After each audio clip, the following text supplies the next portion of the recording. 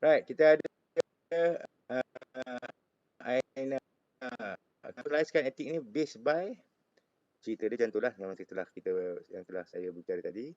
So kita boleh tengok generalizekan dari segi etik ni, etika ni dari segi belief ni adalah based by individual have their own personal belief system what consider ethical and unethical behavior. Individual ni kita boleh categorizekan ada dua faktor. Satu mulai menerima dari segi pendidikan atau telah dididik, diberi kursus dan sebagainya dari segi formal dan tidak formal. Iaitu pendidikan formal dan tidak formal menunjukkan itulah diri kita. Contoh saudara sekalian, walaupun adalah sebagai penuntut universiti dan sebagainya, dia mungkin tidak bekerja tapi tuan ada belief iaitu dari yang dididik oleh keluarga. Pendidikan ni bawa daripada rumah, kemudian peringkat persekolahan yang sebelum ini, institusi pengajian yang sebelum ini, kan saudara sendiri lebih matang dan berpengalaman. So you know benda yang dibuat itu betul atau salah. Itulah proses kehidupan. Itu kedua, bila dari lokasi tertentu, contohnya kita berasal dari luar daripada Terengganu contohnya, bukan orang Terengganu dan sebagainya, kita belajar di negeri Terengganu, then people from the same culture context are likely to hold similar belief. As a Malaysian, betul. Sebagai orang Melayu contohnya, kita ada similar tapi as what consists ethical and ethical behavior, tapi ada juga pro and con. Macam apa yang diamalkan di Pantai Timur tidak semestinya diamalkan di utara tanah air. Di barat Semenanjung. Di Sabah Sarawak mungkin keadaan berbeza. So individu may be able to recognize behavior based by consensus. Kadang-kadang walaupun kita berasal daripada, dikatakan contoh kita orang Malaysia, orang Melayu contohnya, tapi disebabkan rational behavior based consensus sebab kita bekerja di satu tempat itu, kita hendaklah adapt culture tempatan. So etik kita perlu disutkan dengan situasi semasa di mana kita duduk menetap untuk mencari rezeki contohnya. So that's why you need to have orang kata bertolak ansur dan sebagainya. Right? So the ethic generation ni daripada etik, dari definisi yang telah kita belajar belief dan sebagainya, dan kita ada individu may divide from their own belief system based on consensus. Pun sama juga, dia boleh kena berubah dari pendidikan yang sedia ada disebabkan oleh banyak faktor migrasi, faktor perkahwinan, maksudnya kelak saudara sekalian akan mendirikan rumah tangga, mungkin jodoh dengan orang daripada negeri lain, mungkin dari segi negara lain. So tak bolehlah buat macam mana kita maksudnya behavior kita di tempat kita untuk diamalkan di tempat orang mungkin akan jadi kontra lah sekali. Kita yang merasa tidak puas hati, akan merasa merana dan sebagainya. So ethical value are strong affected by national culture and custom. Yang ni basically as a Malaysian ni lah. Pada umumnya sama tapi khususnya adalah agak berbeza. So you can boleh baca lah di bawah ni ada sikit nota dibuat. So untuk dapat ni, dan juga saudari dan saudari sekalian, saya percaya saudara Ashraf telah share buku e-books, reference book bukan textbook. Saya ingatkan boleh buat pembacaan untuk penambahan pengetahuan dan sebagainya. Right? So kita ada ethic in cross culture and international context. Baik. Culture context ni biasalah kita tahu dia ada berkaitan dengan language dan sebagainya. Tapi basically dari aspek ethic in the cross culture context international. Dari segi aspek pengantarabangsaaan. Pertama sekali dia luar lingkup ada 3. Dia ada cross culture. Dia boleh cross ke sini dan sebagainya. Tapi poinnya adalah pertama sekali behavior organisation toward employee. Ini kita bercerita dari segi aspek pengurusan pekerjaan, international business, dan aspek pengurusan membuat transaksi atau membuat hubungan antarabangsa atau international trade ke bahasa-bahasa yang saudara dengar. Antaranya ialah physical distribution, atau bahasa yang pernah dengar adalah antaranya supply chain, itulah sama lah maksudnya. So behavior organisasi toward employee. Behavior organisation ni kita anggap home country membuka perniagaan di host country. Home country Malaysia, kita buka cawangan kita di luar negara. Besar kemungkinan adalah bagaimana orang Malaysia menjadi majikan, bagaimana layanan atau how they engage with the foreign workers. Di mana foreign workers adalah mereka yang berasal daripada tempat berkenaan. Atau syarikat berkenaan berada di Malaysia, bagaimana kita entertain staff kita dalam budaya yang sama. Culture contact itulah. Dan kita ada behavior employee toward organisation. Apakah peranan, apakah tindak tanduk pekerja terhadap organisasi? Adakah mempunyai kefahaman yang sama tentang objektif organisasi, memahami lagi aspek bagaimana dia dapat menyumbang ke arah productivity dari segi aspek pengeluaran yang sama dengan organisasi dan sebagainya. Itu saling berkait. So, key point dia sini, organisasi, employee dan last sekali, behavior of employee and organisation toward economic agent. Yang kita akan bincang lah, economic agent. Apa yang dikatakan economic agent lepas ni? So, ada 3 aspek di sini. Iaitu, dalam menceritakan pembudayaan, etik dalam peringkat antarabangsa, international contact lah. Kita assume dia sama saja sama ada kita adalah sebagai majikan atau kita adalah pegawai yang diberikan amanah untuk menjalankan culture contact itu. Dia mempunyai aspek dari segi organisasi itu sebut, employee dan economic agent. So, apakah dikatakan economic agent itu? Seperti di bawah ini. Ethical concept international contact, how organization treat its employee. Banyaklah benda. Kita akan ceritakan hiring practice. Ini apa yang ceritakan dari aspek pertama lah. Organisation to employee. Kita sembang dulu. Kita akan berbincang dulu. Hiring practice. Based by what? Qualification, colonialism. Ini apa yang berlaku yang dalam kehidupan yang sebenar lah. A lot things. Carry development. Kita dah ambil orang. Mula hiring practice ni, kita buat iklan lah. Seperti biasa. Kita expect orang akan reply for the advertisement yang kita buat tentang pekerjaan. So, hiring practice tu macam mana? Lebih telus dan sebagainya. For overseas assignment, macam mana kamu pilih dan sebagainya. Dan career development, kamu ambil kerja orang, kamu kena rancang juga. Takkanlah dari hari pertama dia masuk kerja, hingga 20-30 tahun hingga umurnya yang umur persaraan beliau, masih menjawat jawatan yang sama. Kita tidak adil. Ini adalah aspek daripada organization treat to employees. Yang ni bagi saya adalah lebih kepada tugas dan tanggungjawab HR, Human and Resource Department lah. Career development, compensation and benefit, yang harus berbincang dengan pihak pengurusan and worker right and dignity.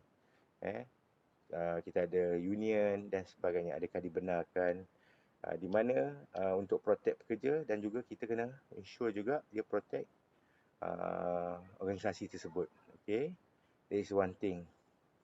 Second, how employee treat the organisation, conflict of interest, confidentiality and honesty. Employee treat conflict of interest. Kita kerja, make sure lah kita tugas kita ada, job description kita penuhi. Kita tak boleh khianati kalau pekerjaan walau anda berada di posisi mana sekalipun, terendah atau tertinggi dalam organisasi. Confidently dah berdasarkan ini based by pejawatan pengurusan atau pihak pertengahan. Ada perkara-perkara yang boleh dikongsi, ada perkara-perkara yang tidak boleh kongsi disebabkan adalah sebahagian daripada rahsia syarikat, atau ada certain thing di mana seseorang individu itu di dalam pemerhatian untuk tindakan tata tertib dan sebagainya, dan juga untuk menjaga maruah dan air muka seseorang.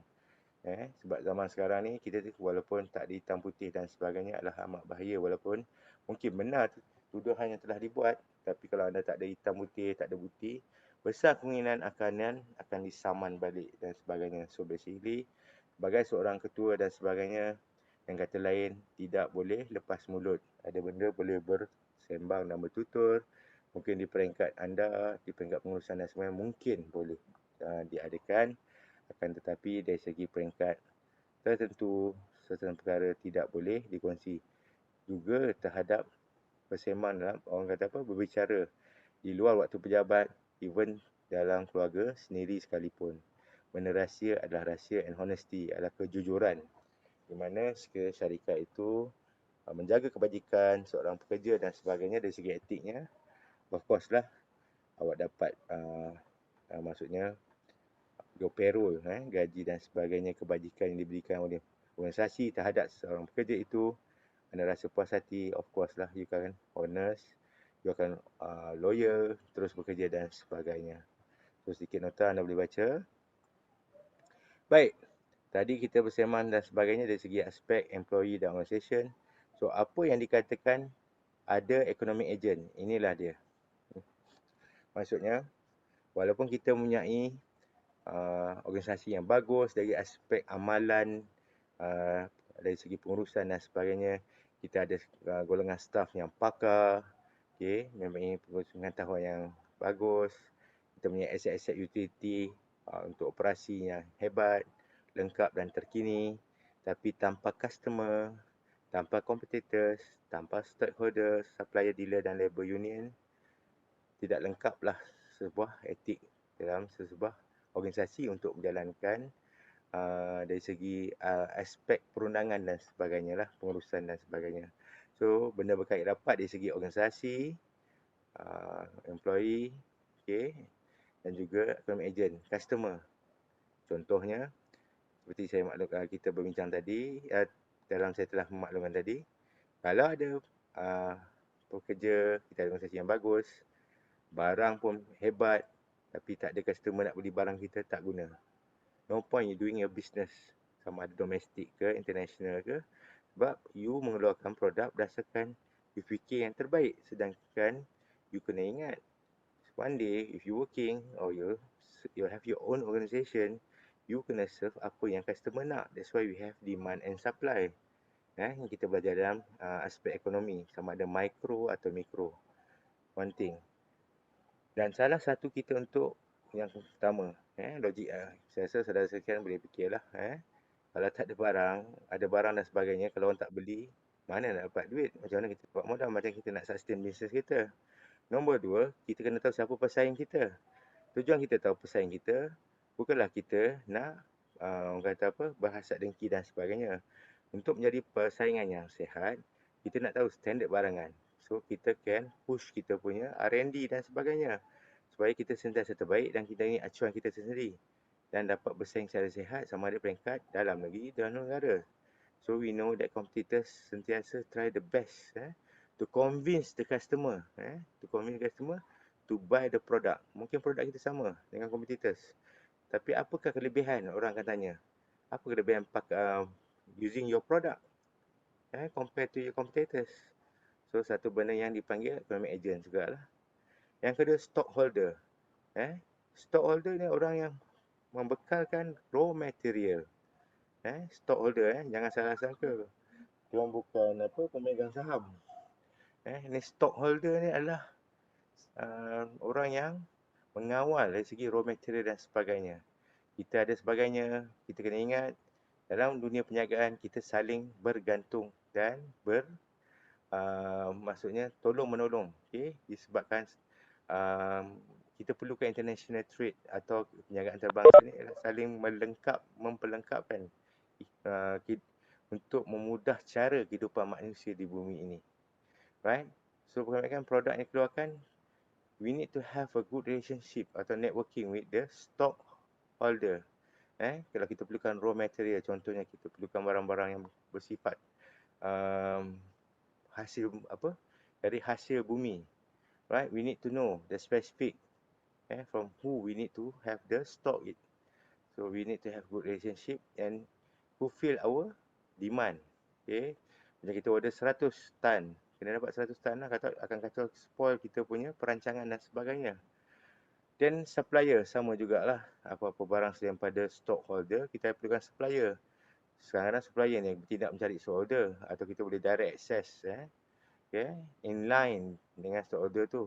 Kadang-kadang kita tak boleh cari sebab mungkin stock holder ni berada di luar negara. Kita tak kenal pun kita beli. Kita need to find a supplier. So supplier can deal, kan? Sebab supplier ni dia akan makan apa? Makan secara rawak, even dia akan supply kepada competitors pun. Tapi in term of the end product, the finishing product tu mungkin berbeza sebab kita have our own trademark dan sebagainya. Then we have dealer. Dealer orang yang membantu kita dalam membuat sales, marketing dan sebagainya. Contoh lah, contoh kita ada dealer, tak kisahlah, based by outsourcing dan sebagainya, based by using rebranding digital situation macam Shopee dan sebagainya. Dealer, okay, menjual produk kita, dan dia orang makan commission dan sebagainya. Last but not least, the economic agent is based by labor union. This is the most important thing dalam production ni, dalam organisasi kita. Okay, kebajikan employees dan sebagainya naklah dijaga. Kadang-kadang everything changes in the organisation need to be discussed through labor union. Okay, so basically kita ada 1, 2, 3, 4, 5, 6. Contohlah, sekiranya dalam soalan final keluar, kan, etik explain ethic in the cross culture international context. We talking about the other economic agent. Inilah keyword dia, dan kena elaborate sikit lah. Kita ada customer, competitor, stockholder, supplier, dealer and labor union. Untuk dapatkan ayat penulisan dan struktur yang lebih lengkap, anda boleh rujuk selain daripada saya cakap tadi, anda boleh rujuk pada buku yang telah dibekalkan. Sampai tahap ni, siapa ada masalah? Okey ke? Faham ke? Hello? Doktor, yang stockholder tu, ya kita boleh ke cakap kalau macam shareholder yang bekalkan capital untuk syarikat tu bergerak? Saya Macam Ashraf tak dengar, kuat sikit Ashraf. kalau untuk stockholder tu kita cakap macam shareholder tak boleh sebab dia macam Shareholder apa Ashraf? shareholder tu yang pegang syarikat. Shareholder pun bukan pemilik syarikat. Shareholder adalah orang yang menyumbang atau menyumbang macam mana? Bahasa yang mudah macam ni. Shareholder adalah orang yang memperbiayai proses organisasi yang berbentuk syarikat umum berhad atau syarikat senam berhad dengan menyumbang, dengan membeli share, atau dari segi lain dia pump in money. Setuju? Setuju doktor. Dia pump Setuju doktor yang tu. Dia pump in money, dengan kata lain ada yang dilantik sebagai rakan kongsi lelap atau yang ada pejawatan non portfolio director. Pernah dengar tak post-post yang tu? Dan ada yang just sebagai orang yang orang kata kita panggil funder. Tapi based by berapa you pegang lah. So dari segi shareholder ni, dia berdasarkan siapa yang mempunyai nilai saham yang tertinggi dalam bentuk peratus. Dari 100% tu mungkin saham you 10%. So you berhak lah membuat keputusan. Membuat keputusan dari segi hala tuju syarikat. Kalau dia kata nak tambah lagi branch kat luar negara, ke negara lain dan sebagainya. Sama ada awak setuju atau tidak. Itu shareholder. Dia lebih pada duit, saham dan sebagainya. Stockholder ni, katalah awak buat baik kita sembang macam nak nampak senang lah. Awak meniaga keropok leko. Faham tak? Awak meniaga saja, awak boleh pergi buat keropok leko. Tapi awak tak ada ikan. Awak mesti minta bantuan atau awak beli daripada nelayan tempatan untuk dapat hasilkan. Setuju tak setuju? Itu contoh. Setuju doktor. Jadi nelayan ni, dia lah stockholder. Dia pergi tangkap, sama ada kadang-kadang dia tak boleh nak tangkap sebab musim tengkujuh. Katalah sekarang musim tengkujuh.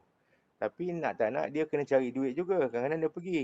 Disebabkan stok atau permintaan terhadap ikan ditangkap oleh nelayan tu daripada ramai pihak, dan tapi dengan stok yang ada pada nelayan tu sikit.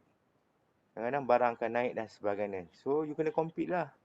Sebab itu you kena ada hubungan baik dengan layan tu, walaupun tak banyak, sekurang-kurangnya bekalan terhadap company you tu tak putus. Faham tak? Kadang-kadang awak tak ada pun stock order kat sini. Mungkin stock order awak tempat lain. Kita kata dari segi material lain. That's why awak perlukan supplier. Okay, supplier ni akan deal dengan stock order ni. Mesti jadi orang tengah untuk memastikan kepentingan awak tu untuk menjalankan operasi dan menjalankan production tu sentiasa ada. Faham tak? Awak ada kilang, awak ada staff, ada sebagainya. Kalau tak ada raw material, awak tak boleh nak buat production. Setuju tak Ashraf? Soalan lain. Okay, doktor. Setuju, doktor? Hello? Setuju, doktor? Boleh faham ke? Boleh, Setuju tak boleh setuju? faham, doktor? Setuju. Nanti awak dari dalam e-book tu nanti awak baca. Dia ada contoh kat dalam tu. Tapi dia based by scenario lah. Dan scenario semasa ni kita based by international business lah.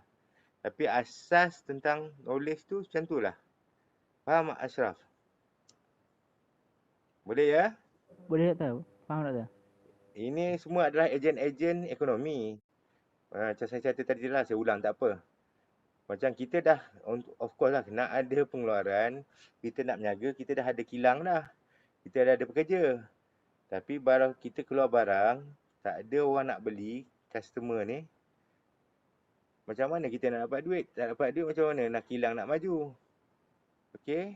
Competitors ni lebih kurang kita tahu persaingan, trend. Kadang-kadang kita malas nak buat dari segi kita nak tengok kajian tentang. Tapi ni berkaitan lebih R&D. Of course kita nak terbaik di kalangan kompetitor dan sebagainya. Okay, mendapat hati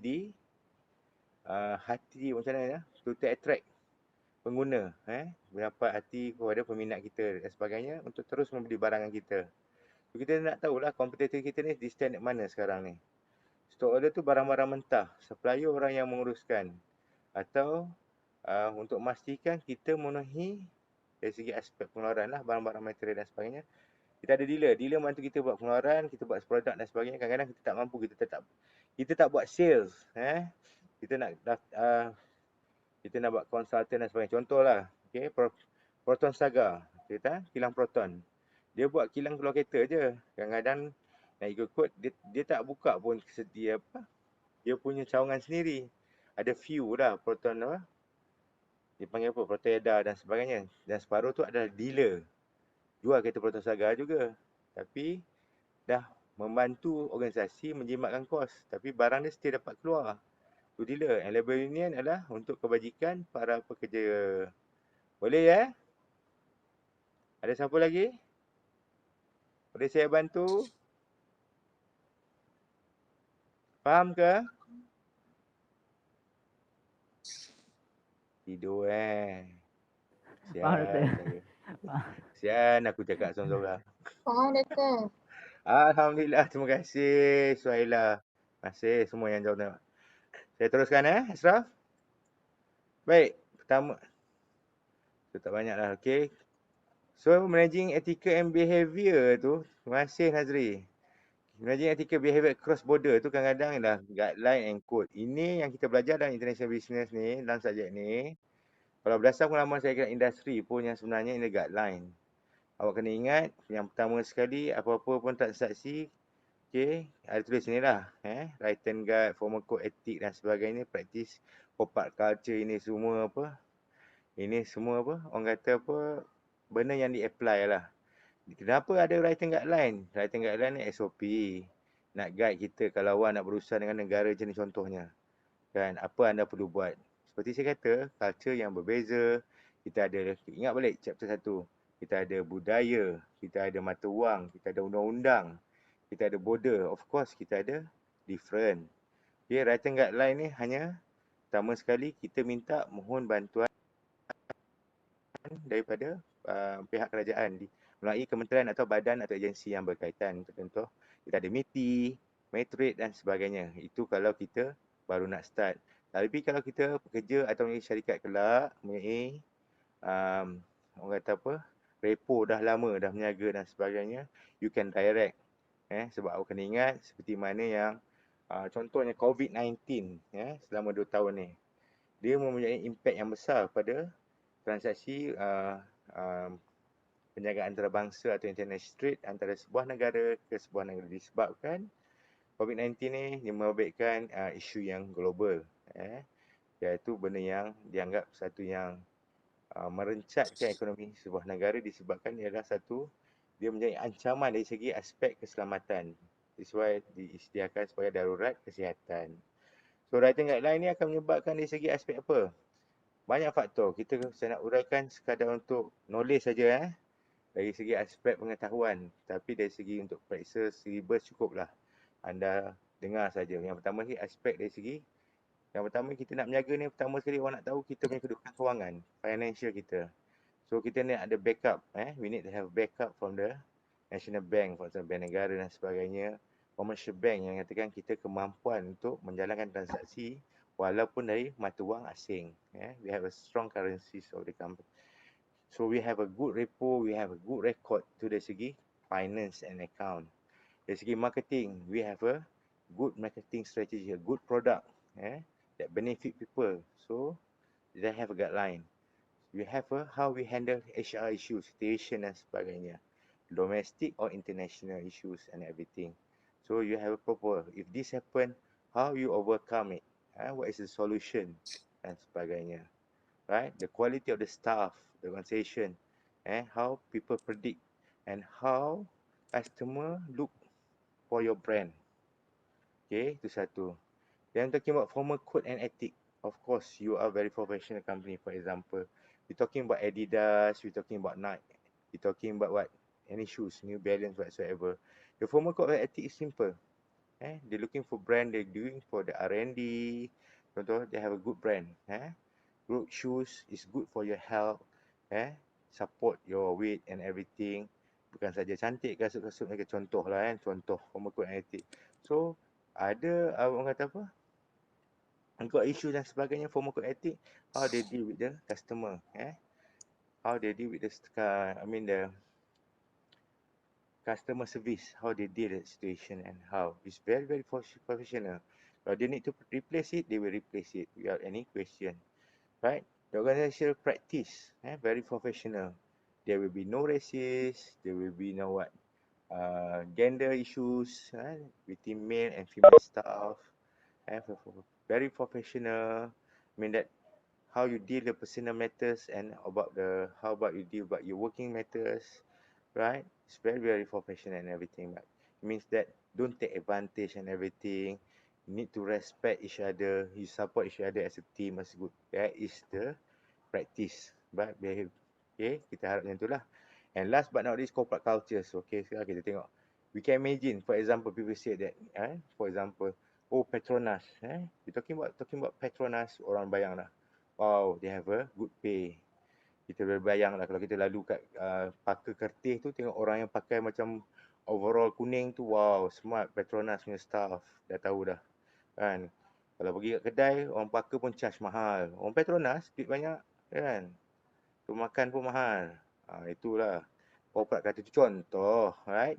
Corporate culture, okay, melambangkan orang pakai smart, tak ada selekeh-selekeh lah macam saya kan, contohnya kan. Jenis smart, kereta pun besar, makan angin overseas. Itu corporate culture. Itu contoh lah. Anda kerja esok, anda berniaga esok, insyaAllah. So, kena beringat lah. Kalau nak, tak lama dah. Next sem kamu dah nak praktikal. Of course, kamu nak yang terbaik dalam hidup kamu. So, basically, dengan belajar international business ni, at least dapat memberi pendedahan pada anda. Walaupun anda accounting student, because nowadays we talking about IR 4.0 dan ke arah IR 5.0 Malaysia, right? Ke arah negara-negara maju. So basically you need to have a knowledgeable, not only about the account and the best practice and everything. You need to ada knowledge such as international business. You know about talking about entrepreneurship dan sebagainya. Okay nah. So basically, of course lah ethic training. Kadang-kadang kita berbicara tentang etik dan sebagainya, tapi sebenarnya kat mana nak mula? Of course lah, di antaranya dalam kelas di universiti, position awak kelak dan sebagainya, training dan sebagainya lah. Antaranya lah globally consistent, target pada local contact, localize. Itu biasalah etik training dan sebagainya. You try to practice it, the best practice for the the good of the organisation, and also the learning process to get an experience for you, right? So that you can prepare for an assignment, for example, right? You need to have a knowledge, you need to read, you need to lot things, itu satu things lah, right? Then we have what? Managing ethical cross-border practice and the corporate culture, right? Management of ethical behaviour, practice corporate culture ni biasalah. You dah kerja esok nanti you akan nampak. Tapi basically macam Uniza, right? You study at Uniza. So sometimes you buat event dan sebagainya, with pride you pakai baju corporate Uniza, t-shirt Uniza. It shows that practice corporate culture of Uniza lah. For example, as one of government funded organisation, academic institution dan sebagainya lah. So basically is represent yourself belong to organisation that you pride it. Your pride to organisation. Itu satu lah. So dan kita ada social responsibility in cross culture international contact. Cross culture dalam negara dan international business. Ini merangkumi dengan assignment yang saya kendaki anda buat tu tentang video. Kalau anda ingat, saya telah add dekat WhatsApp, nanti saya explain lepas ni lah. So basically kita ada CSR, the state obligation, corporation undertake to protect and enhance the society in function of, pertama sekali, the triple bottom line, based by economic mission, natural environment, general social welfare, vulnerability dan sebagainya. So kita ada based by CSR ni atau cross culture social responsibility. Ini adalah hemat bati, hemat bati dengan menggunakan tenaga yang sedia ada tanpa mengharapkan balasan. Hanya kita mencari, kalau orang Muslim tu senang ceritanya, kita mencari saham akhirat. Kita menerima tenaga yang mampu tenaga lah, yang ada harta benda dan sebagainya. Kita ada shareholder model, stakeholder, primary stakeholder, secondary yang kita akan bincangnya. Right? Shareholder corporation yang tunjukkan ni lah, primary individual that affected practice. Group may affected corporation based by event that been discussed with organisation, stakeholder, individual, group affected dan sebagainya, NGO dan sebagainya lah. Right? So kita ada sustainability and natural environment, forcing environmental law, corporate effort. Environmental law ni based by contohnya kita ke arah mentu disebabkan COVID dan sebagainya. Ada banyak orang yang terputus bekalan disebabkan hilang pekerjaan dan sebagainya. So basically company yang masih kukuh dan besar, kita membantu balik. Because last time we doing business, people support us. Now we give back to the community. And tak dapat satu patut pun kita bantu sikit-sikit, kurang-kurang individu atau keluarga berkenaan dapat kembali, cuba bertapak balik untuk membina kehidupan keluarga masing-masing. So corporate effort ni something that to ensure that kita tak nak dalam Islam ni syarikat kita di satu kawasan tu nampak kita yang mewah, orang lain susah, dikelilingi oleh rumah-rumah yang penuh masalah dari segi ekonomi, sosial dan sebagainya. That is not the Malaysian way. That's why the government right now impose Islam dan sebagainya, so that walau anda hati kering sekalipun, walau anda seorang yang susah untuk bertolak ansur, at least adalah empati diri.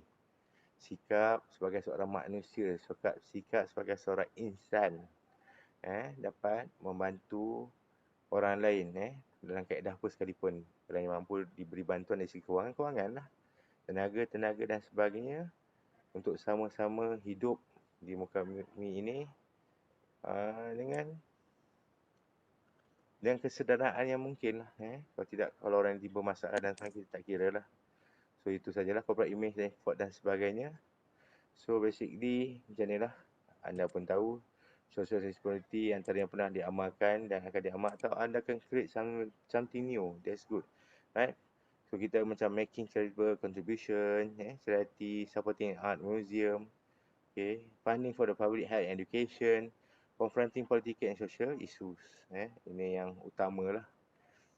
Kalau dah keluar soalan final contohnya, kan apa jenis social welfare dari cross culture yang boleh, yang selalu yang yang diutamakan dalam kehidupan kita sehari-harian. Mana-mana masyarakat di dunia pun sama lah. Pertama kita cuba charity contribution, kita cari buat sumbangan dari segi contohnya kita buat jamuan makan malam amal untuk dapat dana kutipan untuk tak kisahlah event nak baiki rumah orang tua ke dan sebagainya. Seperti nak museum, okey. Ini artifak negara, sejarah negara dan sebagainya. Mungkin kita preserve dengan mencuci kalau kena banjir dan sebagainya, susun balik dan sebagainya. Of course kita ada yang tanya, kenapa pula? Kadang-kadang kita memang bekerja di sebuah organisasi, tapi organisasi tersebut kadang-kadang membuat kerja-kerja amal. Okay? Mungkin ada support dan sebagainya. So basically kita akan join lah. Funding public health education ni biasalah. Sekolah-sekolah yang di luar bandar, syarikat besar di bandar akan membantu dari segi memberi contohlah kan.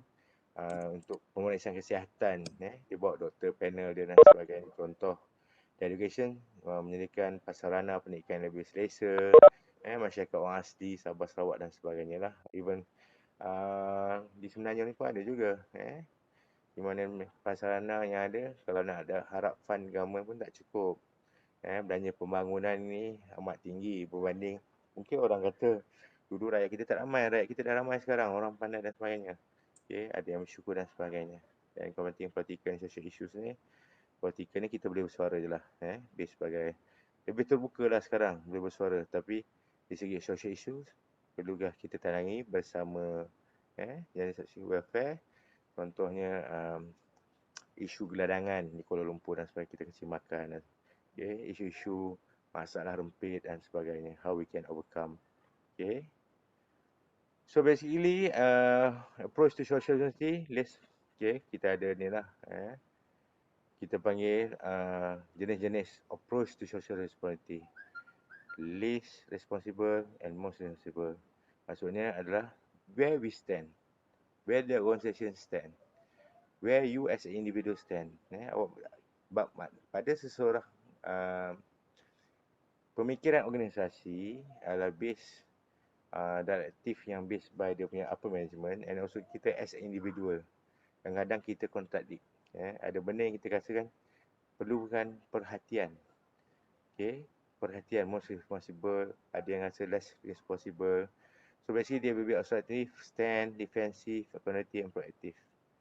So it is based by senario lah, yang hitam ni melambangkan senario, situasi apa. Bantuan kepada golongan-golongan terputus kemiskinan. Okay, mungkin kita sifat empati diri tu tinggi. Mungkin kita dalam kedudukan proactive stand. Tapi kadang-kadang pada syarikat kita panggil accommodative stand. Sebab organisasi itu lebih melihat masyarakat situasi sebagai satu benda yang kelompok yang besar. Mungkin yang di luar pengetahuan atau is again with our belief dan contoh lah. So you can see defensive, cognitive, statement, legal requirement, okay, cases, proactive cases dan sebagainya. Obsession social responsibility, do little possibility to ada social environment problem dan sebagainya lah. So ada nota sikit di bawah ni dan juga di buku. Sampai tahap ni siapa ada masalah? Hello? Hello? Ya, Doktor. Boleh ke? Boleh dengar ke? Boleh dengar dan faham tak ke tak faham? Boleh, Doktor, boleh. Boleh.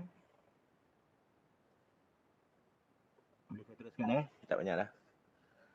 So basically kita ada managing social responsibility, cross border managing compliance lah. So basically kita ada 3 platform. Yang pertama segi legal, ethical and philanthropic. Okay, legal established confront regional, national and international law. Okay. Kadang-kadang kita nak buat kerja amal ni pun bukan sekat jarang saja, bukan memang boleh masuk macam tu. Kita ada 3 aspek undang-undang. Ethical, compliance dan sebagainya. Yang penting yang saya nak ni, holding fund and give credit to other social program.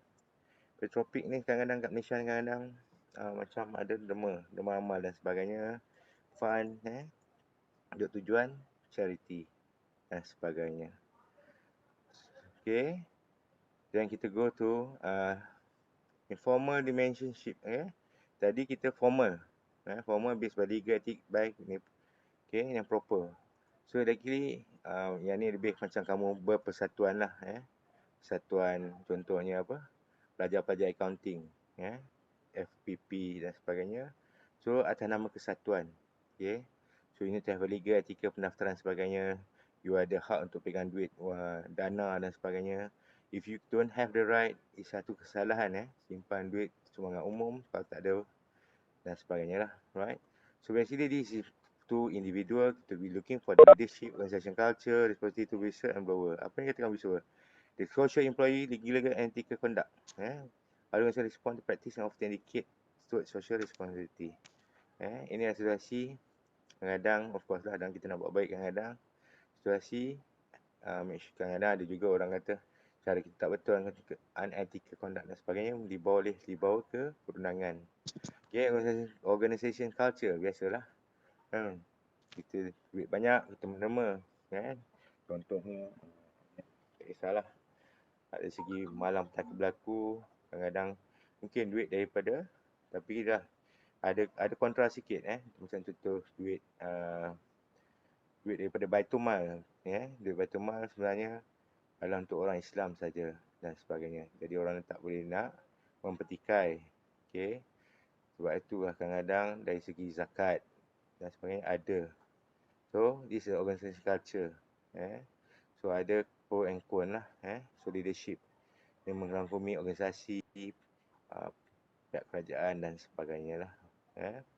Pengurusan dan kita panggil ketua-ketua yang berada dalam NGO dan sebagainya.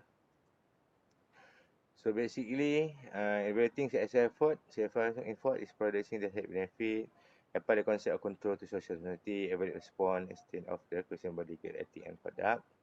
So follow up dan sebagainya. Yang kita ada, difficult managing, of course lah. Satu yang cuba kita buat, ada yang senang, ada yang susah, ada penentangan dan sebagainya lah. Cabaran lah, difficulties managing.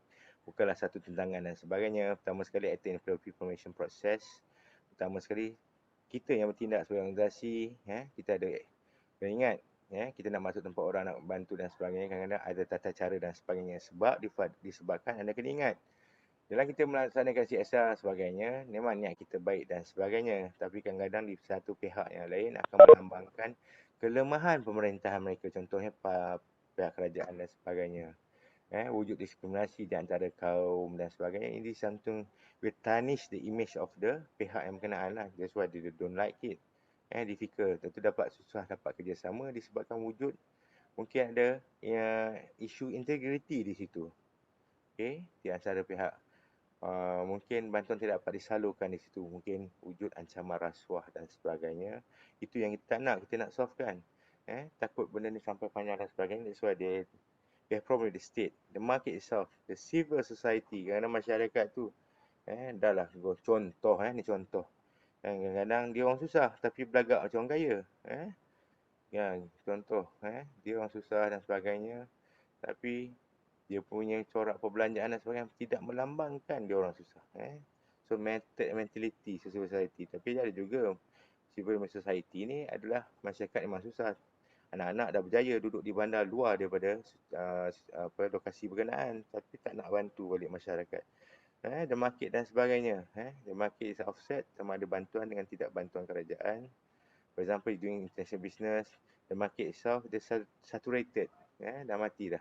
Kalau dia tak expand keluar daripada tempat tu, sama ada dalam luar negara, business dia memang out. So, saingan tempat tu semua orang buat kokok, ekor contohnya. That's why they need to sell the product to other place. Tapi kena tengok juga. Kalau di tempat lain, kalau itulah bukan makanan di orang, you are sales, problem. Takut orang tak beli. Okay. The study behavior and region of world. There's Anglo-Saxon approach, Asian approach dan continental approach ni awak dah boleh baca lah. Right. Ini macam biasa lah. Okay, ini saya kata view market. Sebagai quantity agnostic based by kalau kita belajar dari segi masyarakat European dulu, dia by cluster, kasta. Right. Perubahan bangsawan. Okay. Masih dah kita bawa. So maksudnya ini the content approach, continental approach. Kan, bahagian mana continental approach ni? Maksudnya orang Eropah ni orang yang sombong. Mereka adalah bangsa penjajah. So kalau kita macam negara Asia, kita nak mengajar mereka, memang problem lah. Kan? Walaupun hakikat kita betul dari segi penanganan dan sebagainya. Itulah isu European approach ni. So Asian approach ni adalah lebih pada kita terus dan sekarang ni Asian approach yang dilaksanakan contohnya negara China. So basically dia boleh approach kita, dia orang ada money dan duit dan sebagainya, dia boleh fund everything. So basically it's based by situasi, how you develop the CSI itself, right? So and last but not least, of course lah, the Foreign Corrupt Practice Act. Macam biasalah yang telah kita bincang tadi, berkaitan the bribery, Alliance Top Team, undang Anti-Bribery Convention, Economic Cooperation Development, OECD, and International Labour Organization. Adakah labor tu protection dan sebagainya. Of course, banyak isu lah. Talking about in term of kita belajar dari segi employees itself, organisation, and economic agents, labor law, mematuhi tak. That's why we have a case right now yang Amerika ban 2 syarikat pengeluaran sarung tangan di Malaysia disebabkan kita dikatakan wujud pemandangan manusia dan sebagainya, gaji yang rendah dan sebagainya. So we need to make sure this. Right, kita rasanya dah habis. So basically apa etik, value, belief dan sebagainya adalah soalan latihan. Disediakan kalau saudara-saudara ada masalah. Kalau tak nak ni pun tak apa. Ni soalan boleh rujuk di buku untuk dapat jawapan dan sebagainya, untuk dapat idea dan sebagainya. Right? Ada apa soalan kat sini? Boleh ke? Hello? Faham ke? Dah marah je. Tidur apa? Faham. Terima kasih. Alhamdulillah ada juga yang Okey, terjawab. doktor. Terima kasih. Alhamdulillah. Sekejap nak habis kejap lah. Jangan susah hati. Dah saya tak lama. Habis-habis lah. Nak ngarut-ngarut apa? Nak mengarut-ngarut tak ada lah. Sekejap je. Ada satu benda lagi. Allah Akbar. Kau ni. Right. Yang berikutnya, saya nak share tentang kita dah belajar topik yang ke ni lah. Yang dah banyak juga, 5 dan sebagainya. Kita belajar 3, 4 minggu lepas. Ni chapter yang 5 lah. Okay. Conversation, second chapter dan sebagainya. Saya nak rujuk balik. Saya dah ambil makluman. Untuk makluman saudara sekalian, semester ni bermula pada 10 hingga 14. Okay, pendaftaran dari kuliah ni saya terlangsung 7 Oktober. Right. So basically hari ni dah 8 hari bulan 11. Sekejap saja. So saya nak maklumkan sini, seperti saya pernah anda akan cuti pada 5 hingga 11 Disember dan cuti ulang kaji 30 Januari hingga 3 Februari sebelum peperiksaan akhir anda di antara 4 dan 19 Februari selama 2 minggu dan insya-Allah kemudian anda akan praktikal. Betul? Ya? Saya ada share dengan anda semua lah. Sebentar kejap. Ada ni kejap. Saya ada Allah time ni dah pula.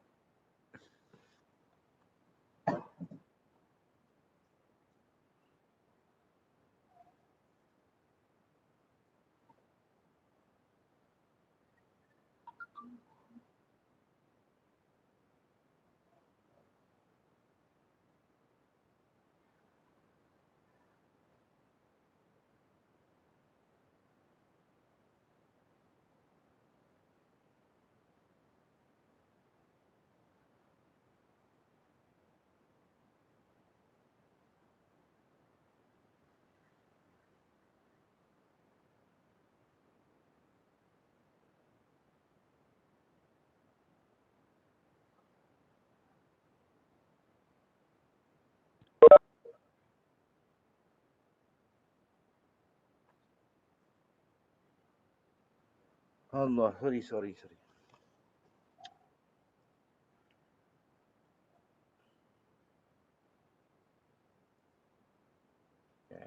pun dah pening kan. Sebentar. Doktor, tanya soalan boleh tak, doktor? Tanya soalan. Tak dengar lah, Dok. Tak dengar. Jangan kuat sikit. Apa dia? Hello? Doktor, tanya soalan dia? Ha? Dengar doktor? Okey, apa dia? Tanya soalan tentang kalau industri yang terlampau bergantung kepada buruh luar. Okey. Macam mana kita nak tarik industri tu? Kalau kita tengok biasanya macam construction, lepas Okey. tu sawit yang guna kadar tinggi lah daripada tenaga buruh luar. Kita nak tarik tenaga tempatan ni supaya masuk dalam industri tu, pada pandangan doktor macam mana kita nak tarik tu, sedangkan kerja tu kita pun boleh Tarik faham lah. Okey. Bagus tu. Dia cerita macam ni. Pertama sekali soalan Ashraf dia reinvert tau. Kita belajar international business, kita jadi token, kita kat luar. Right. Faham. Situasi kes awak ni dari zaman saya lagi orang dah tanya dah. Sebab apa? Dari segi kita alat. Masa saya belajar dulu, ketika saya di tempat duduk anda dulu, soalan ni dalam kita merancang kurikulum kita ni sebenarnya maksudnya telah diperbincangkanlah di zaman dasar pandang ke timur dan sebagainya.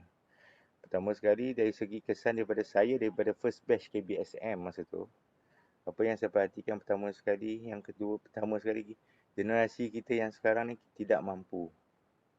Memang tak mampu, kemahiran dan sebagainya. Even benda ni pun pernah ditaklimatkan di ICIDB dan sebagainya. Contohnya, tak ramai rakyat kita yang boleh, contohnya tak payah nak bukan tak ramai lah.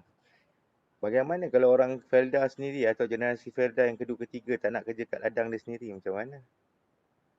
Faham tak? Berapa ramai orang kita yang berani buat kerja kat tingkat 90, tingkat 100 lebih, dekat Razak Exchange dan sebagainya. Kan?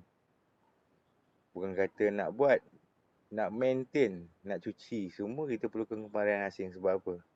Sebab kita tak didedahkan. Sebab itulah baru kita nak perkenalkan STEM dan sebagainya. Ramai rakyat kita, termasuk yang bercakap ni, kita didedahkan secara teori. Praktikal adalah dapat yang merasa dari segi pekerjaan profession yang menggunakan teori dan praktikal, menggunakan lulusan akademik dan sebagainya. And ada kebanyakan kerja yang ada kat Malaysia ni, kebanyakannya contohnya memerlukan kemahiran, keberanian dan sebagainya. Bermaksud dari segi aspek kurikulum kita tu banyak benda yang boleh diubah. Maksudnya bukan diubah segi macam mana, perlu dilihat dari segi mentality. Yang kadang-kadang orang akan bercerita juga, awak nak jadi apa sebenarnya? Okay.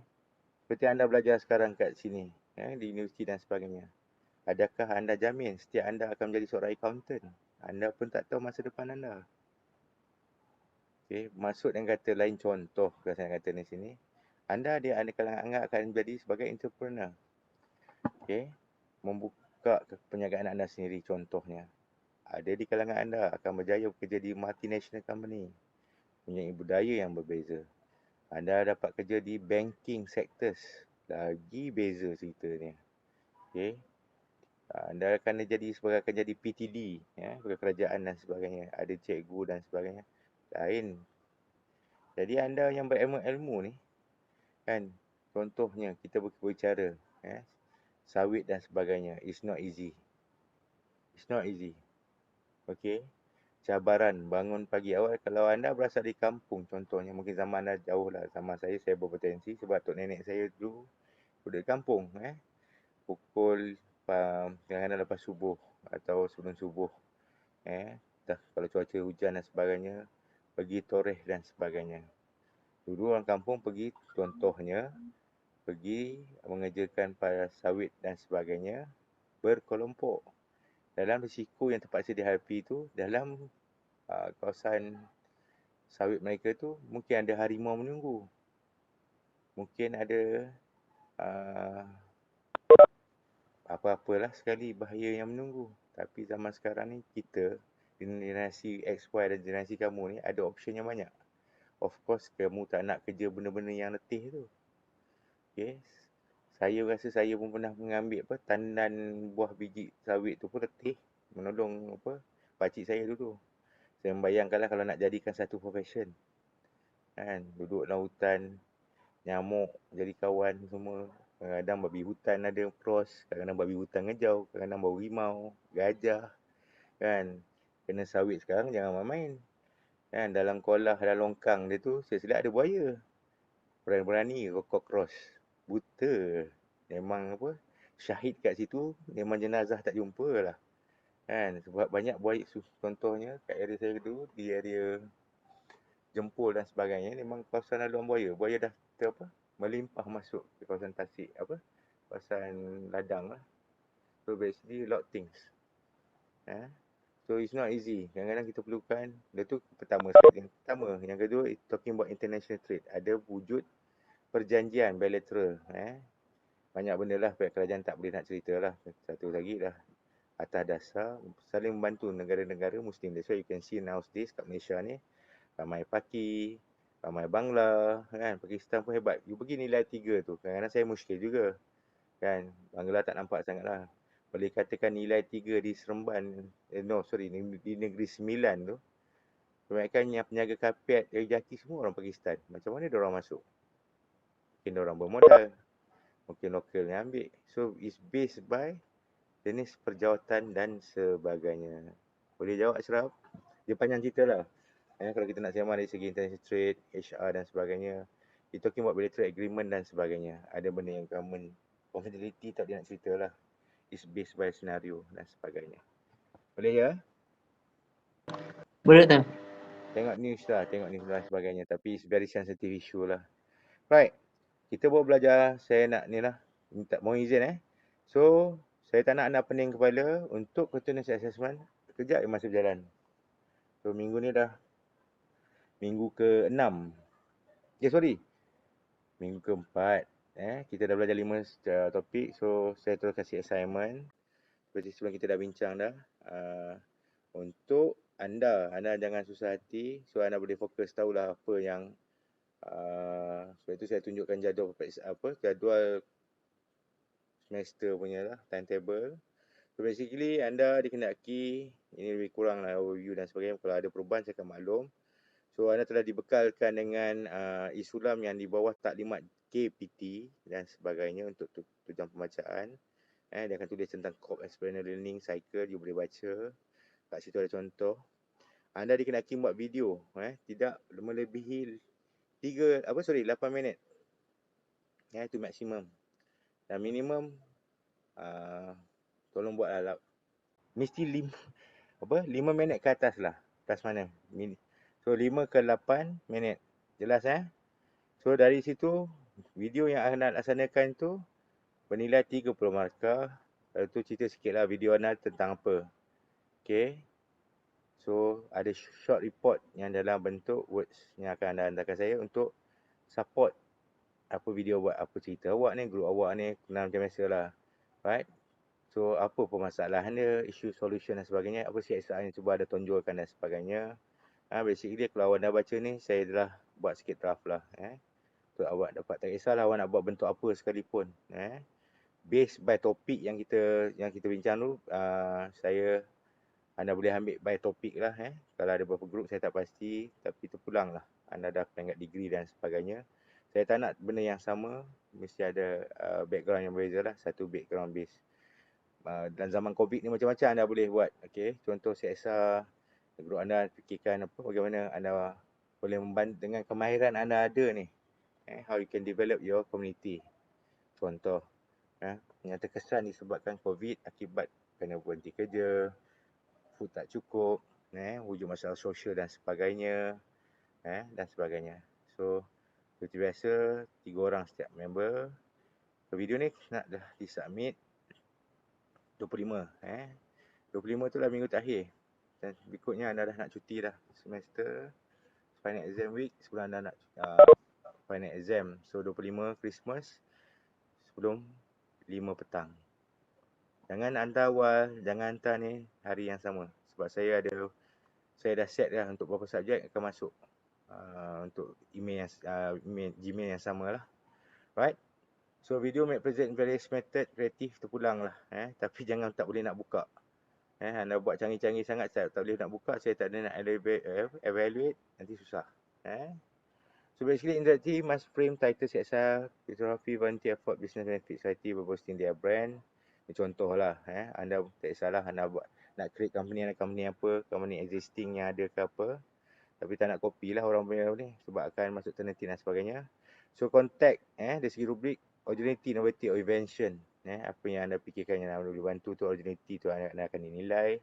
Potential problem solve, masalah seperti kita kata dia, apa problem segment dia. Commercial readiness, value creation, apa value yang anda createkan dalam menyelesaikan masalah problem solve. So tak kisahlah, contribute to society, ini saya kasih point-point lah. So return on investment, ROI ni, return on investment, production cost, costing. Untuk projek awak punya ni. Academic organization, IPR kalau ada, tak kisahlah. Yang ni di skip, rasa tak perlu. Implementation innovation, ada detail bila project with unique and special features in invention dan sebagainya. Okay, itu saja. Dan nanti saya ulang. Untuk yang ni okey, saya dah share. Ada siapa ada masalah nak tanya?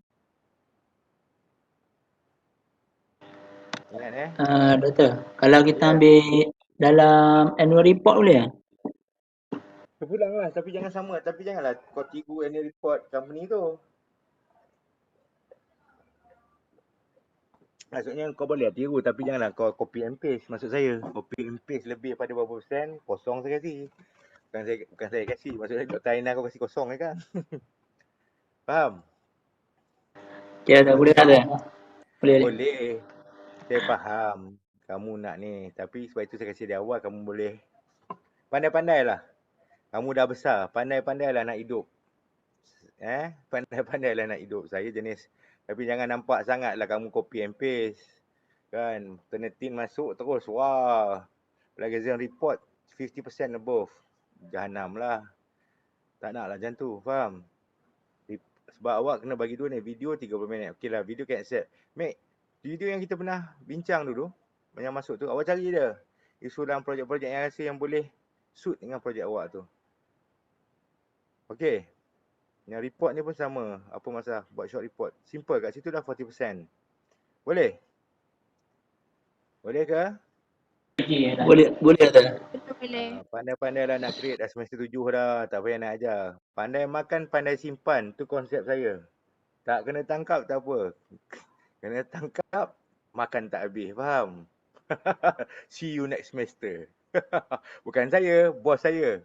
Profesor Madya, Dr. Mazuri. Kan? Jadi saya doakan cerdik-cerdik juga. Tapi cerdik yang cerdik lah. Jangan cerdik tertangkap, faham? Kan? Tapi janganlah canggih sangat. Jangan canggih sangat kan. Menarik perhatian kan. Kamu juga yang susah dah confirm lah. Kan? Ini macam pernah tengok iklan Petronas je ni. Kan? Iklan TMB je ni. Kau pandai-pandai lah. Tapi nak kena gambar kau lah. Konsep Iniza dan sebagainya. Boleh Buat kerja di awal. Senang. Saya dah kasih 26. Dah Christmas nak hantar bulan depan. Dah nak habis semester dah. Kejap masa berjalan. Dunia akhir zaman. Boleh Korang dua yang Boleh, faham. doktor. Ramai nak receive Boleh. next semester Boleh, ke? doktor. Okey. Gurau je. Assalamualaikum. Jangan marah. Ashraf, okey ke? Boleh tak ada? Kau dandan boleh kau. Baik. Jadi kamu punya continuous assessment ada 2. Kat sini dah 40%. Final kan tinggal 40 kan. Lagi 20%.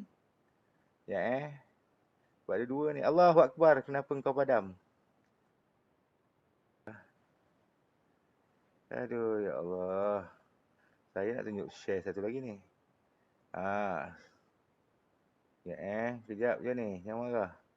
So, tadi dah saya nak, yalah kita dah sampai ni Ni dah belajar conversation, polisi dengan apa? Accounting dah ni.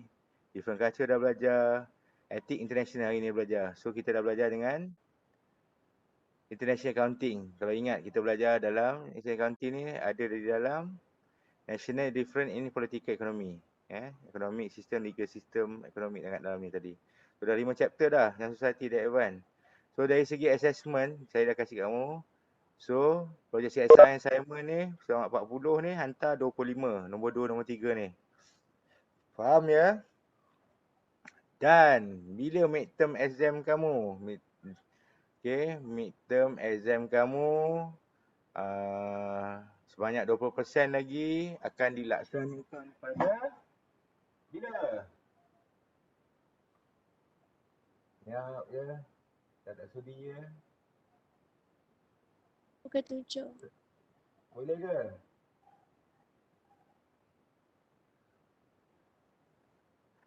Okey, midterm exam kamu akan dibuat pada hari Isnin. 29 hari bulan. Di dalam klik, ambil ingatan. Jangan nak monteng dan sebagainya. Mungkin akan ada kelas sikit sebentar. Lepas tu anda diberi 1 jam atau 1 jam setengah. Soalan mungkin multiple choice. Okey. Midterm kamu saya ulang pada 29 hari bulan 29 hari bulan 11. Saya minta maaf. Hujung bulan ni. Berapa hari? Yang terdiri pada CLO 1, topik-topik yang telah kita akan belajar lepas ni. Dan hari tu bermaksud CLO 1 yang ni, globalization. Okay. Mungkin lepas ni change theory, foreign direct investment dan sebagainya. Atau saya akan maklum lah. So basically mungkin cuba bantu anda lah. Dan sebagainya. Boleh ke? Tengoklah macam mana. Boleh. Boleh. Jadi boleh, setuju? Jadi 29 hari bulan 11, waktu kelas. Petang macam ni, lepas kuliah. Lepas tu anda masuk klip, anda jawab A. 1A, 1B ke, nombor 2, 3, ada soalan sampai 40 ke. Akan menjadikan convert kepada 20% anda. Jadi bulan 2 nanti final anda. Jadi saya rasa IB yang saya cuba untuk saja IB ni cuba mempermudahkan anda lah supaya anda tak pening kepala. Anda ada 2 je nak buat. So saya dah kasih anda assignment tentang untuk CSR tu, untuk buat video dan sedikit report. Okay, kat situ dah 40%. Dan multiple choice. Berdasarkan topik-topik yang dah ajar. Simple je. Buku depan mata, e-book dah kasih. Bukan jawab dalam dewan. Bukan jawab dalam kelas. Boleh tak boleh? Boleh. Toyol depan mata kalau zaman saya dulu orang panggil. Kan? Itu kalau kamu tak sombong lah. Kamu tak nak tengok. Ada juga yang tak skor. Okey. So itu saja. Dah selesai. Yang ni dah selesai. Okey. Saya kena cerita juga. Kan? Apa lagi? Saya rasa tak ada kot. Saya ada share. Sebentar ya. Saya ada share yang KPT punya kan dengan anda. Buku sulam. Betul tak? Hello? Betul. Ya. Ada doktor.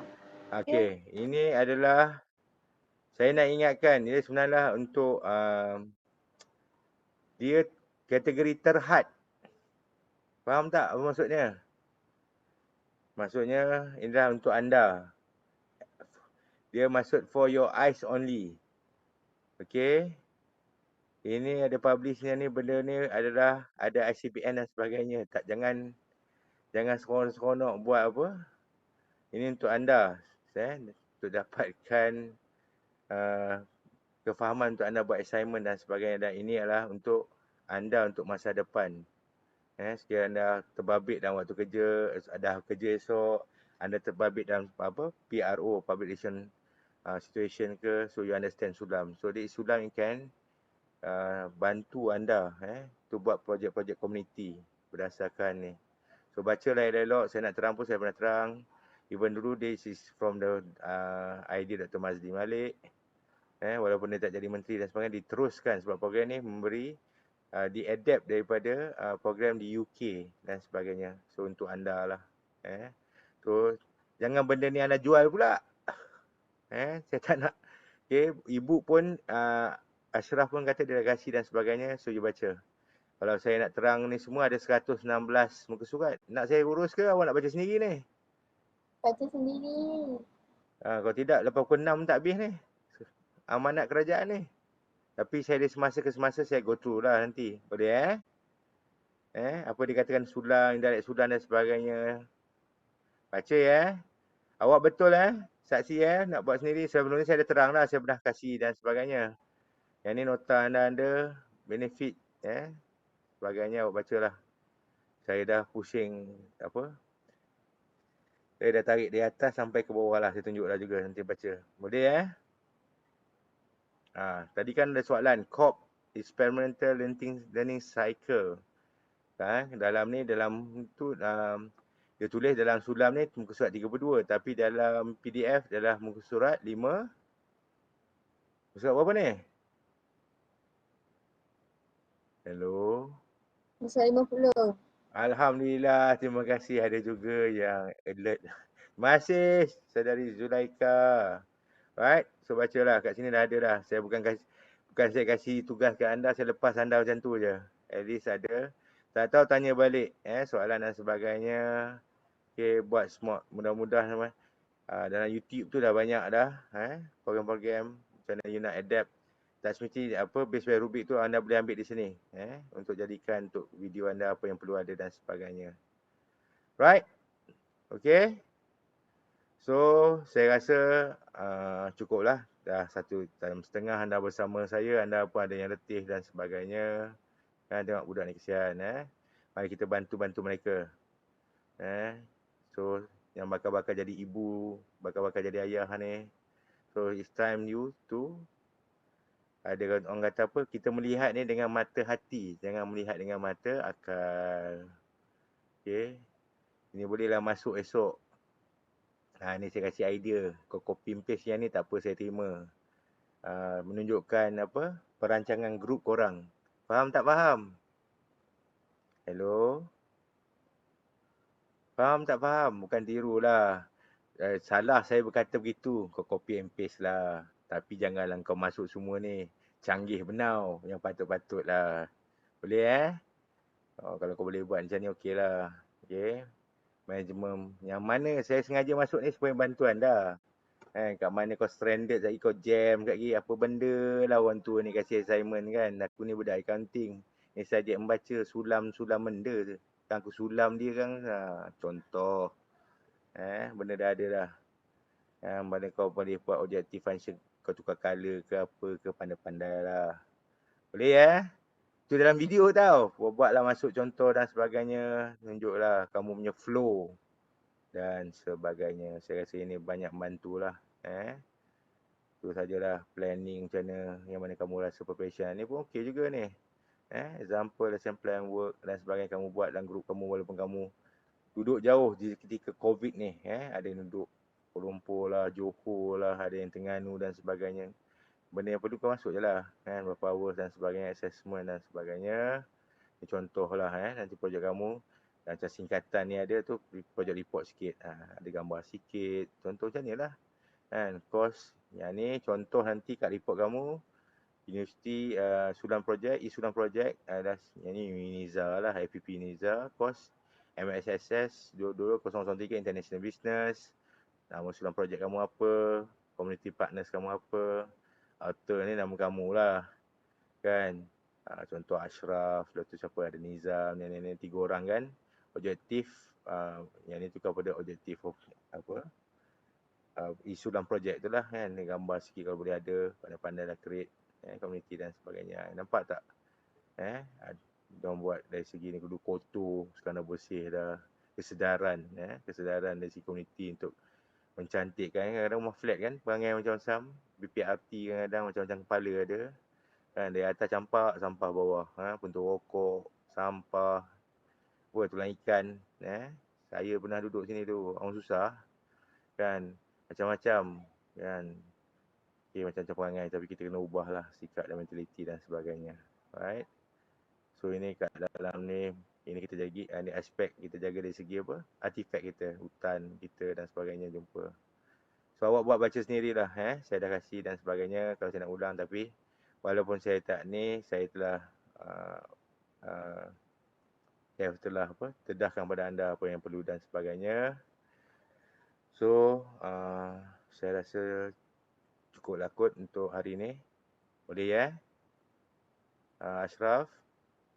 Senyap Ashraf aku cakap anda. Boleh nampak ke? Boleh tak? Apa tu? Produk apa? Siapa ke tengah apa? Siapa tengah e-selling tu? Ada kau sempat berniaga dalam kelas Bagus budak kelas ni. Bagus. Alhamdulillah, saya tak marah. No worries. Beramai pula hari ni, 47 orang. Ashraf, nanti check balik Ashraf, buat satu list yang betul-betul ambil habis, you print balik. Saya nak tengok list you dengan apa yang ada yang di FVP punya, sama ke tidak. Boleh ya? Okey, Doktor. Boleh, Doktor. Okay. So ada apa-apa, sahabat-sahabat sadari sekalian, sihat semua Petang-petang ni terima kasih sudi masuk kelas dan sebagainya. So, ramai yang pakai handphone. Kan, kat mana lah korang berada ni. Jaga keselamatan, jaga diri elok-elok Naik motor, naik kereta, kalau dengar kelas, elok-elok lah Saya tak galakkan kalau anda ada. Dengan saya simple je. Kalau manusia ni saya tak kisah. Kita selagi nama manusia, kalau ada urusan, priority tu jaga elok-elok lah So kalau anda staging, berhenti satu tempat tu tak apalah. Kalau memandu, saya tak galakkan anda online lah Kalau anda dengar tak apalah, baguslah betul cakap anda tu So biasalah kita manusia, ada benda nak kena ikut dan sebagainya. So saya takkan, macam saya kata tadi lah, tak sampailah petang nak jaga data dan sebagainya. So last but not least, ada siapa ada soalan? Okey ke? Boleh Kena baca tau. Saya terang-terang macam tu je. Esok periksa awak yang nak jawab. Okey. Kalau awak tak tanya, saya rasa okey lah kot. So Ashraf ada apa-apa Rab? Saya rasa budak kelas pun okey je tu. Kita boleh dismiss kot. Boleh ke? Nanti kontak asing dengan awak lah. Terima kasih Izzah. Kau cepat saja nak habis kelas. Kau nak pergi mana Izzah? Nak pergi dating ke? Minum petang. Sorry Mac gurau. Okay, ada apa-apa? Nafitri, terima kasih. Alhamdulillah semua. Terima kasih sudi jenang kelas pada petang ini. Saya tengah nak update. Benda yang sama juga saya akan masuk ke klik tu. Tapi tengah klik tengah problem. Saya tak tahulah apalah klik ni memang tak suka saya langsung betul lah. Okay, saya rasa maklumat yang terkini kelas kita pun up to date dan sebagainya. Tugasan saya harap anda ingat 29 hari bulan 11 waktu kelas hari Isnin petang lepas kuliah. Anda akan masuk klik, anda akan jawab soalan multiple choice untuk dapat 20%. Ingat tu, jangan absent. So yang grouping tu pada 26 hari 25 hari Christmas sebelum 5 petang hari Isnin juga. Kan bukanlah saya ni memang mungkin mengganggu cuti anda tapi rasa tak ada yang sambut kot. Tak apalah kan kalau boleh hantar, tapi hari berkenaan tak perlu sungguh sama ke 5. Tapi jangan hantar hari dia sehari awal dan sebagainya, tak nak nanti confuse saya nanti. Dan sebagainya. So Ashraf, ada apa-apa Rab? Hello bos lah. Tak ada, Doktor. Mohon izin untuk saya tutup kelas Rab Tak apa, Doktor. Doktor yang tutup. Oh saya tutup memang of course. So kalau tak ada apa, kita akhiri kelas kita pada siap. Saya sedang kira animal kalau ada apa-apa lah nanti kata Ashraf saja. Satu. Awal seorang nak keluar. Mesti urgent tu. Okey. Sebelum kita akhiri kelas pada petang ini, right. Saya sedar internet pun tak boleh. Kita akhiri kelas kita dengan tasbih kifarah dan surah Al-Asr. Subhanallah walhamdulillah. Bismillahirrahmanirrahim. Baik, seperti biasa pesanan saya, terima kasih banyak. Walau anda berada sekalipun, take care and stay safe. Itu saja. Assalamualaikum warahmatullahi wabarakatuh. Kelas boleh dismiss. Bye-bye. Next week. Terima kasih. Bye. Thank you.